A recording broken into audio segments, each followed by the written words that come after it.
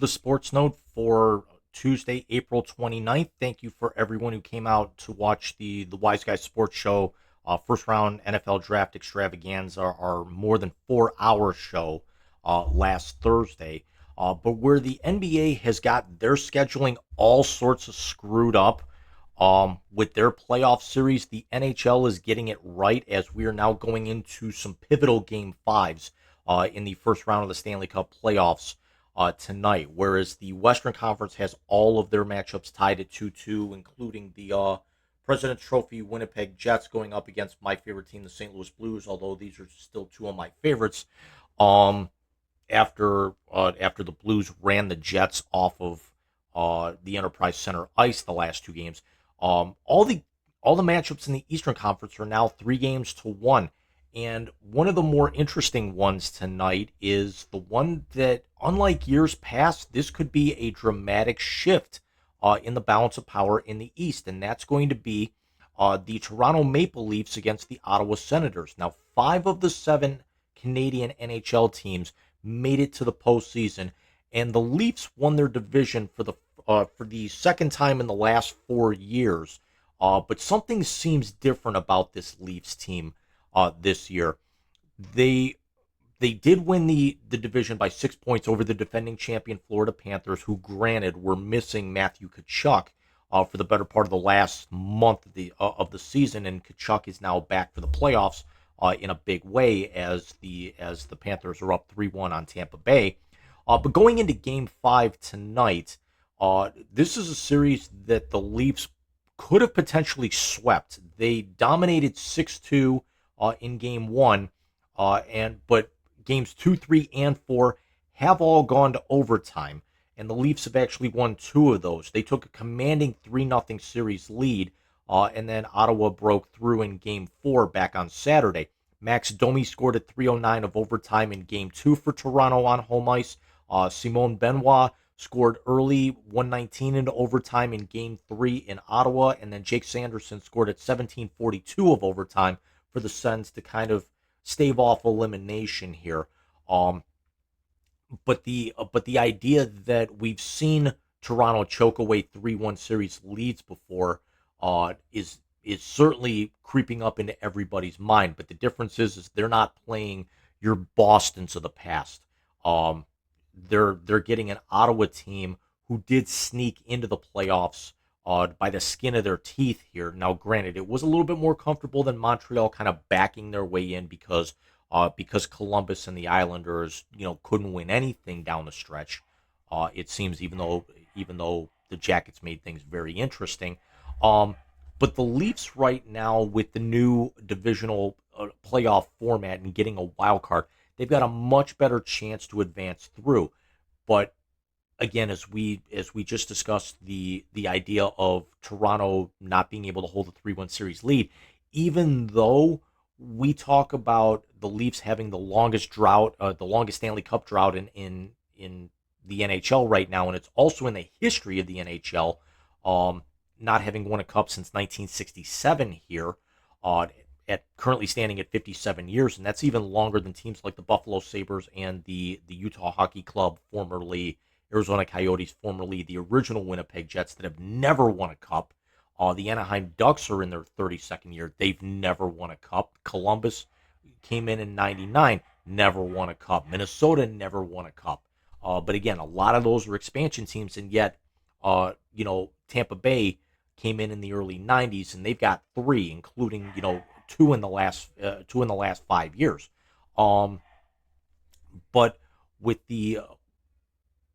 I think even more shocking that the Leafs not winning a cup since '67 is the fact that they have not closed out a playoff series being up 3 games to 1 since 1963. Um, I mean, that's just amazing, and they're hopeful that they can get this done on home ice tonight. Um, and teams in we see the adage when it gets to playoff time that defense wins championships. Teams can actually go, can kill the ball out of the park in baseball. They can shoot the lights out in basketball. Nobody really ever plays defense in the NBA much anymore anyway, with the way that scoring's gone up, um, and the way that foul calls have gone up. Um, in the NFL, we actually saw in the Super Bowl, a team was up 24-0 at half and led 40-6 before a couple of late touchdowns by the two-time defending champions as Philadelphia romped their way to Super Bowl 59's title. You know, just a few months ago here. But in the NHL, it completely takes on a different dichotomy that you can ride a hot goaltender all the way through and win yourself a cup. We've seen six players win the Conn Smythe Trophy, six goaltenders win the Conn Smythe Trophy since the start of this millennia. Um, you could have actually made an argument that even though Connor McDavid played very, very well and was deserving of the Conn Smythe, there could have been an argument that Sergei Bobrovsky should have won last year for the Panthers. You could have made an argument that Jordan Binnington should have won when the Blues won in 2019. You could have actually made an argument that Corey Crawford should have broke through with at least one of, more than likely the first of the Blackhawks Stanley Cup titles in the past decade. Um, but Toronto doesn't have the biggest name goaltender. They don't have a Binnington, a Bobrovsky, a Vasilevsky, um, a Mackenzie Blackwood. And even though Mackenzie Blackwood's not the biggest name out there, Mackenzie Blackwood was traded at the deadline. Teams did actually trade for him, and he has played extremely well since then. But Anthony Stolarz is not a name that's jumping off the page, and you figure with the revolving door of goaltenders that Toronto's had, they run them out for a couple of years and then move on. Even going back to when I was in college, shortly thereafter with somebody who I got to know fairly well when he was with the Sharks organization in Vesa Toskala. Stolarz is not the biggest name, and you look at his numbers and he's not jumping off the page, but he's playing so much better than what his numbers are showing. Now, of all the goaltenders that are in the playoffs, I want to say there have been 20 goaltenders that have actually suited up, even some coming in relief. Stolarz has the lowest save percentage at just a 902, but he also is ranked fourth best in goals allowed average at this particular point with a 229. He's given up 10 goals on 102 shots in the first four games. So, again, look at that. Ottawa averaging fewer than 30 shots a game in there. So Stolarz ranking fourth in GAA with it for all goaltenders that have at least one start in their respective playoff series just shows you that it's something that they can lean on him if they need to. He's probably not going to win you a game, but this is something where Toronto is definitely getting their scoring, but a lot of their but a big chunk of this is coming from what's on their blue line. Yes, we know about their core four. Yes, we know it's Austin Matthews, it's Mitch Marner, it's William Nylander, it's John Tavares. We know Tavares missed over 10 minutes in midway through Game 3, going into concussion protocol after a hard checkup against the boards. We know he came back after he came back for 3 shifts late in that game. We know how I feel about Tavares abandoning one of my favorite teams, the New York Islanders, to come back. But we also know that Mitch Marner, as much as his name is being cycled around in being the piece that is broken up out of this core four, we know Mitch Marner can definitely contribute. We know Austin Matthews always comes to play. He's one of the few players that doesn't really disappear when the playoffs come around, with the fact that the Leafs have been to the playoffs 9 straight years, and again, just a few years ago, finally got out of the first round for the first time in a couple of decades, at that point. But the Leafs right now, their top 4 scorers are that core 4. Marner's got a goal and 6 assists. Nylander's got a goal and 5 assists. Matthews a goal and 5 assists. Tavares has got 3 goals, 2 assists. So Tavares is leading them overall in scoring.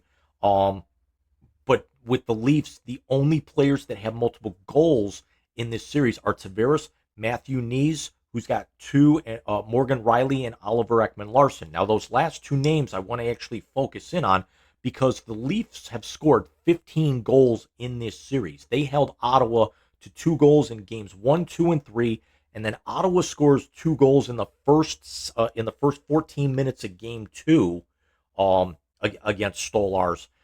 They give up a late one to Tavares.